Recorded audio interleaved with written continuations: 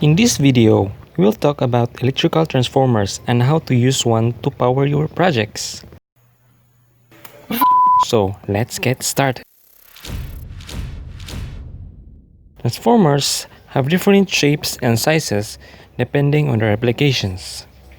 This is a small transformer, a small toroidal transformer, or a big toroidal transformer. On the electrical post, you see this, it's a transformer. It's a big transformer. Or you have this on CRT TVs, a flyback transformer. But in this video, we will just talk about this pretty common transformer. But what is exactly an electrical transformer in the first place? An electrical transformer is a device that takes in alternating current and then turns it into a magnetic field and then turns it back to alternating current again. From the name itself, it can transform an AC voltage value to any other AC voltage value you want. So for example, the mains here gives us 240 volts, but your project only needs 12 volt. It will explode if you plug it directly in the mains. So we need a transformer. This is the symbol of a basic electrical transformer. It has two sets of windings. They are like two separate inductors but is wound on a single core. And the core is made up of a ferromagnetic material like iron. In this case, this part here is the primary winding. This is where you input your power, and the secondary winding is where you get your desired output power or voltage. We have here a step-down transformer. It will step down the high voltage from your outlet to a lower voltage. You can see here a 2 amps rating, meaning you should not exceed this rating, or else the transformer will overheat. In other transformer markings, you can see a volts amp ratings. Basically, this means the watts it can deliver. Now, to wire it up, first, get some mains plug like this and connect the wire on the terminal marked 0. And this is important. Depending on your country, connect the other wire to the right voltage. And now, get your face shield and plug it with care.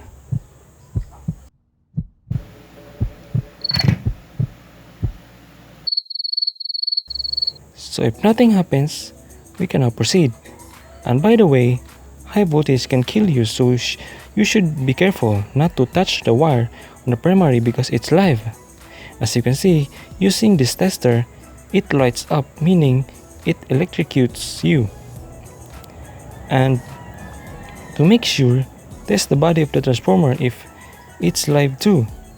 Next, set the multimeter to AC voltage and then go to the secondary side and carefully test it if it actually steps down the voltage. By the way, this is a center tap transformer. Basically, they tap a wire at the center of the secondary winding, and that is why. Now, we connect the probe at the center and either of the two terminals, and as we can see, the output is 12 volts. But if you connect from end to end, the output voltage is doubled. See? So you have two options on a center tap transformer. Now, we connect it to the oscilloscope and see the output voltage. It's a sine wave. By the way, one use of a transformer is that it gives us an electrical isolation. So if you touch the secondary, you will not get electrocuted. But don't touch two terminals at once though, only if its voltage is low enough like this, just okay. But you might ask, what will happen if you connect DC to a transformer? So let's try it using this battery. Actually, you will just get a nasty shock the moment you disconnect it. And that is one of the characteristics of an inductor, because transformer, remember, is just like an inductor. So now, we will get an electrolytic capacitor. So by connecting two diodes like this, we now have a full wave rectifier. So basically we now have DC, direct current, so you can now power DC motor or power your project. But what the heck, it's not exactly 12 volts as stated in the transformer. This is because what is indicated here is RMS voltage. The capacitor will charge to the peak voltage minus the diode forward voltage. So the voltage will be higher than 12 volts. You will just multiply the RMS voltage by square root of 2. So that's with the maximum voltage will appear on the capacitor. But anyway, we have now a crude DC power supply, and remember, this is not a regulated power supply. If you put a load on it, the voltage will drop, as you can see. Now we know that the transformer has windings of wire on its core, and it is theoretically defined by this formula. For example, if we have 220 volts in the primary, and the primary is 200 turns, and the secondary is 1000 turns, the output will be 1100 volts. So we just created a step-up transformer using these values. That's the basic rule of winding of the transformer. But anyway, you can easily grasp the principle of the transformer when you know this. Now, you might be familiar about winding a wire around a nail, which is iron. When we apply current onto it, you guess it, it will turn into an electromagnet, right? Basically, it produces a magnetic flux around it.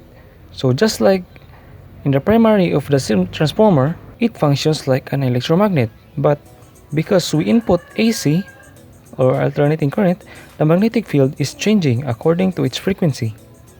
But now, we will do it in reverse. I have a permanent magnet here. Now, to represent a changing magnetic field, I connected it to a motor.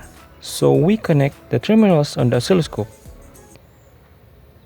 As we can see, we now have an AC voltage that comes from this winding, and that resembles our secondary. However, what if we have many secondary? So we have here two separate windings. If we do it again, as we can see, the more winding, the larger the voltage amplitude. And that's it. You now know basically how electrical transformers work. And as always, thanks for watching. See you again in my next videos. Don't forget to subscribe.